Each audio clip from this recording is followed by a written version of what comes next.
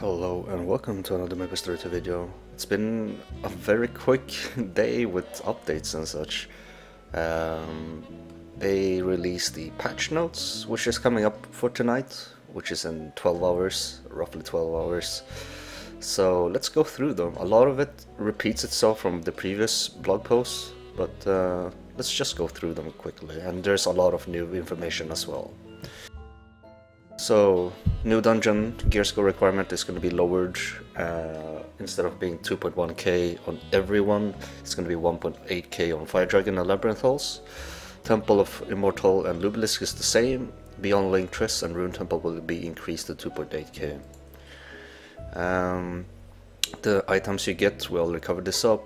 You only get armor pieces, just like in what's it called, in Chaos Raid. They swapped out with what you can get so that every dungeon has something unique to them, I guess.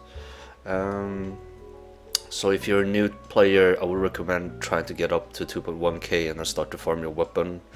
If you do need your top and bottom, for example, then only farm one of them for now, and then just go back to weapon farming. But if you're a concurrent player and you need that extra weapon, for example, go for the Temple of Immortal or Lubelisk spam now. Other than that, obviously Reroller Scrolls is probably gonna be better for your choice, but if you still need certain unique items from Balrog or Varicant, then definitely go for them as well. They're just showcasing a little bit with the images, what we can get. Nothing new, we already seen these, but it does show here that we need 600 of these fragments. I don't know how many we get from a dungeon, it doesn't tell us, but it does say that we need 600 fragments to actually get these boxes or re-rollers. Let's see, Toad's toolkit. It does mention that we are getting 50 toolkits per run. So 2 runs will net you this fragment, which means you can get the toolkit basically. And with that, it should be working as a sacrificial item. Either it being a weapon or an armor. I hope it's better for the weapons, obviously. So every 2 runs you're gonna get guaranteed 1 weapon, and this is only gonna work for epic items, as it mentioned over here. A lot of people were wondering, legendary weapons, what? But looking at the background icon and the rarity, it's only showing epic crystal, so I don't think it's gonna work on legendary, and I think it was confirmed by Jungsu Lee on his Twitter when he replied to Blink. Now, normal Chaos Raid, nothing new. We mentioned it yesterday. It's only going to be available for Shadow Altar and for the Moonlight Fortress, aka CMOC and CDOV. You are going to get the normal version. It's going to replace the Horde dungeon, the daily limit or weekly limit that you can do. So if you really can't beat them on hard mode, then definitely try it out on normal and then get used to the fight and then come back to hard mode if you can, because hard mode is obviously gonna get a lot more gear instead of getting fragments to potentially get 1 piece of gear. Daily missions is going to turn into weekly missions now. It's going to be 300 to 600 and 900. So with just having 9 of these daily missions done, you will get 300 guaranteed. You could try to push the limit, so it's 30 per each, so 30, 60, 90, 180, 270 times, that's 540. So in 1 day you can get 540 mission points if you finish them all. So in 2 days, I believe you can get up to 900 MP if you do them all. But if you're really taking it easy, you can do it in 3 days by just doing horde things, get rich, tough enough, and then 1 additional daily mission, which is the recommendation I would say, because horde things gives you some crystals and Get Rich gives you the mesos. Tough Enough gives you a chance of getting, you know, bonus pet boxes or whatever that you can RNG for epic pet. And then either one of these will work for additional one for the extra 30 MP. But they are now doing this instead of getting, you know, the lower tiered daily mission or the weekly missions that we got, or daily missions. They're now giving you all of the items that we had before, and it's a guarantee now. So every time you reach these milestones, you get 2.4k, 10 blue stars, 8 meta cells, and 4 chaos crystals. So it's gonna go up the more you do. So in 3 days you're gonna get quite a lot of onyx crystals, so that's really nice for players that were struggling with getting onyx crystals. Full patch notes, we're gonna get Soulbinder. They're just going through. With the release of new content, we will increase character slots. 1 additional character will be open for free, up to 7 slots. So that's really great. I purchased a lot these days during Head Start. I wanted to get all the characters. Now that we know that we're gonna get 1 character slot for free, I'll be able to level up my Soulbinder and, you know, make some video if I can.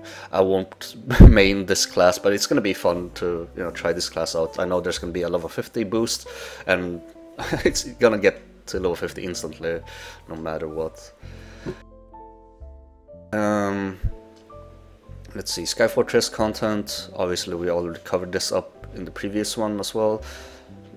We're gonna be able to do the 2 first faction, and then later on, if we can get to level 2 or trusted, we should be able to get Darkwind. But this requires us to get level 2 on both of the first factions.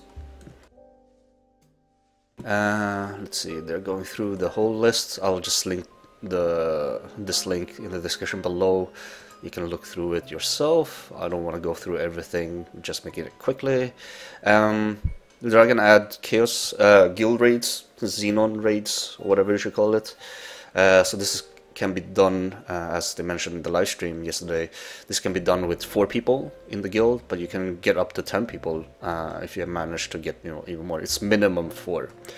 But we're starting off with the Apuelo Outback, and then we got the Rainbow Slime Factory, and then later on Battle Arena. That sounds quite interesting, the Battle Arena.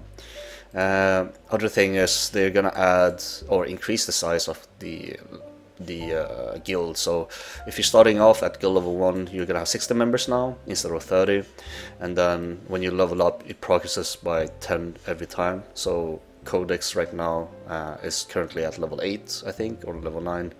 So we are gonna have 80 member slots.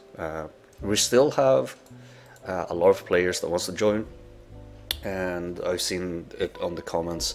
Unfortunately, we do have a secondary guild, I believe, as well, that we're probably gonna get transferred to the main guild. So I'm not gonna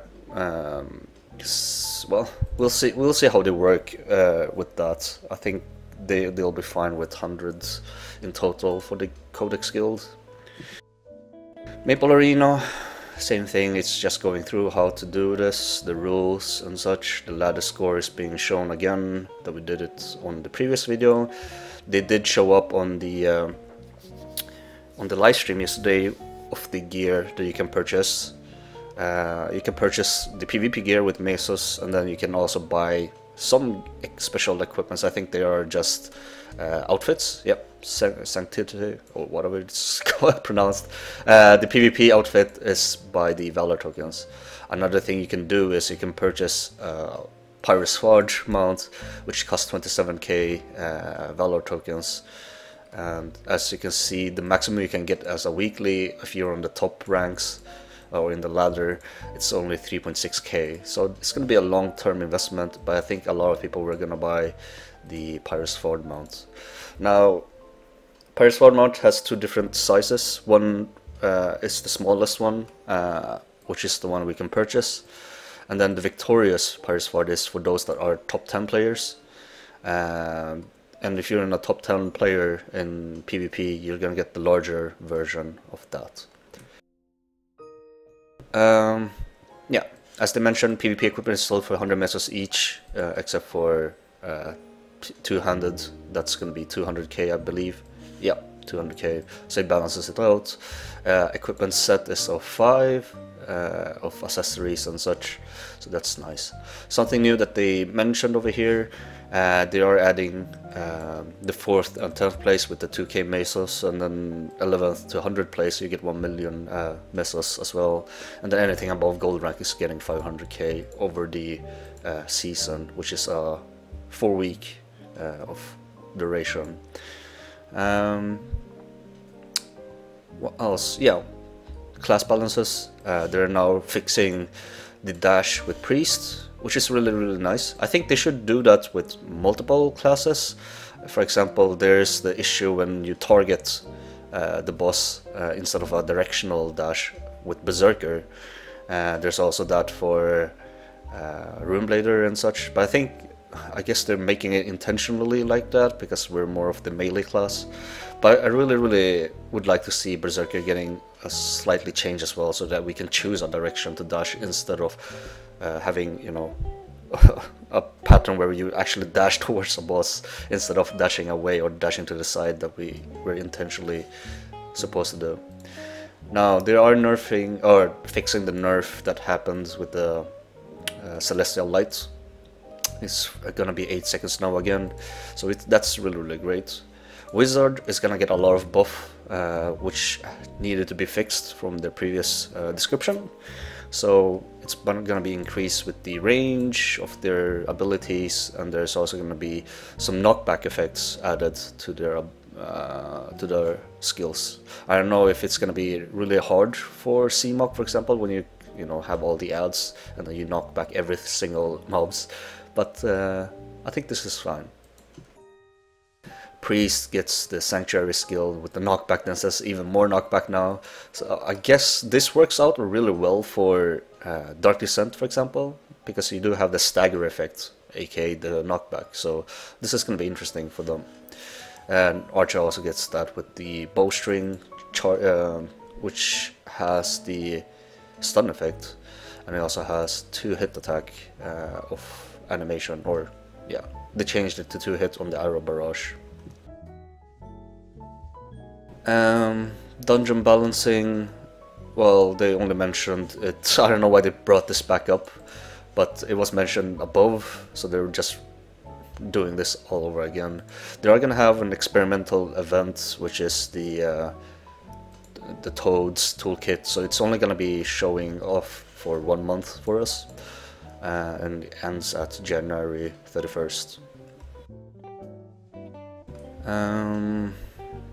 What else? They're changing the gear score tooltips. If you're if you're in the dungeon directly, it will actually tell you slightly how, like, a little bit more correct information regarding the dungeons. Fair fights. Now this is the saddest news that I ever heard. I don't know, it might change a lot for the mesos making. I know I made a lot of mesos doing this trick. I know a lot of people were doing this as well. But there was no fair fight for the Karkar Island world bosses, Urius, Creon, and Amadon. That's gonna be changed now during this event.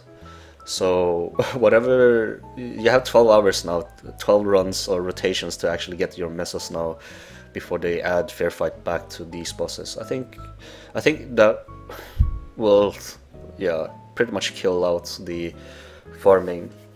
But if every player's are still able to dish out enough damage, even with the fair fight, I think this is still going to be some sort of viable mesos run anyways, considering that these 3 bosses are in the, you know, in very sync and chained together with the dungeon or with their timer on spawning. So 55 minutes, 5 minutes, and 15 minutes, right? So if people can still do them fairly fast enough with the fair fight, I think this is gonna be okay. They fix a few things with Tronics Bunker. I think mini bosses with the EMP, well, it's gonna help new players, but it's still gonna help the bots running this dungeon. that the fair fight mechanic is still applied to them. So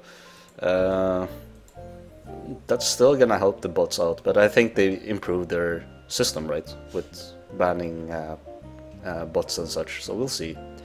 They're also gonna improve things such as adding extra the damage that we had, total damage, bonus damage, and the elemental damage is gonna be fixed so that it works when there are fair fights. So we're probably gonna be seeing some more damage when we fight or do dungeons and such, or world bosses with these bonus attributes. Yeah, optimization, they're talking about they're gonna fix the frame rate drops when you visit a house with a lot of, you know, UGC stuff. So if you're watching those trophy houses, it's gonna get less FPS drop, I guess. We're gonna have, you know, some better FPS when we visit people with a lot of furnishing blocks and such.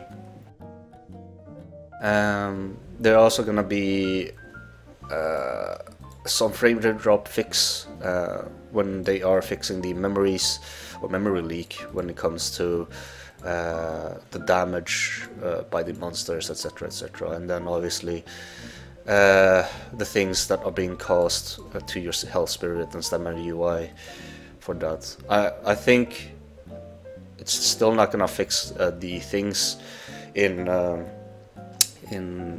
large world bosses map, like when you have a lot of people, but it's still gonna help you a little bit for dungeons and obviously for Tree and Queenstown. But when it comes to other maps, when you have a lot of people, I think it's still gonna have, you know, really bad FPS, just like when we had the Turkey event. Yeah, nothing equipped. I don't think they did much. I think you can just look it up yourself. I don't want to go through this, it's already been 70 minutes, but they are adding drums, cymbals, they are fixing a little bit with the mouse and keyboard, but I don't think you would still be able to play with a mouse, for example. But yeah, it's not really a big change over there. But voiceover, as we said earlier in the previous video, Lily Pichu is gonna have the voice for Jody, so if you're interested and if you're leveling a class or new ult, you can do that to you know, hear out her voice for Jody. I don't know if you're skipping the story quest if you're using the level 50 potion, but if you're not skipping it, you can go through the story again just for the lulz and, you know, get some free items as well as hearing out the voice over for Jody.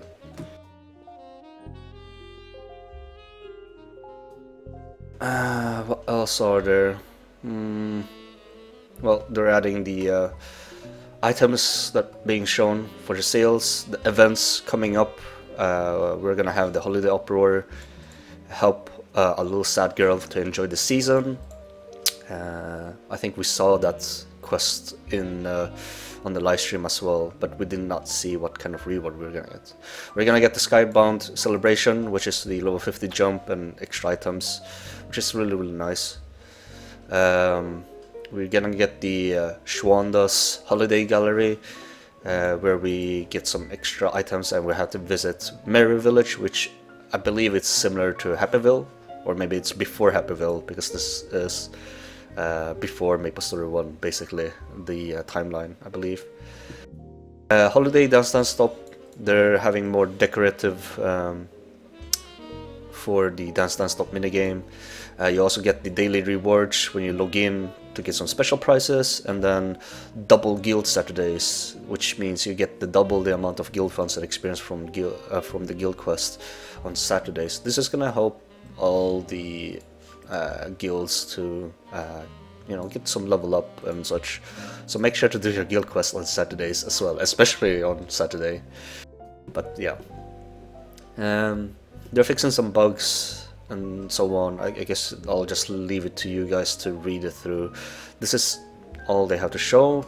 I think the most important part with this video, I know it's gonna be it's gonna be 20 minutes. I think the most important one is a little bit more information of the PvP, the class changes, or the fixes and balances that they added, and also the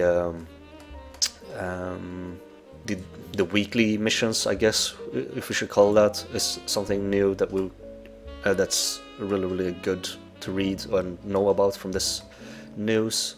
Everything else has been pretty much repeat from the previous blogs, but yeah, that's the phase 1 patch, and hopefully we'll see some more patches for the second phase and whatnot, and hopefully this patch will, I'm not gonna say bring back players, but I hope that a lot of players are gonna try out some of the new changes and see if it actually helps them out for gearing up and such, and obviously willing to, you know, continue to play even though there are still some things such as you know, making it slightly better. I know there's a lot of RNG talk recently, but I hope this will help out. No matter what, you're still gonna have to endure most of the grinding and RNG-ness that happens, but this should hopefully help out a little bit.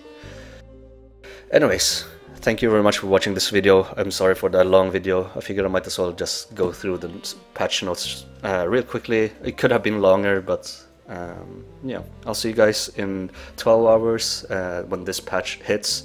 Hopefully I'll be streaming it and, you know, going through the Sky Fortress quest myself, and maybe stream the guild quest, Xenon raids that we have. But other than that, I don't think I have anything else to show. But yeah, feel free to drop by the Twitch if I am streaming it. If not, hope you guys enjoyed the content yourself, and have a happy holidays yourself. Take care.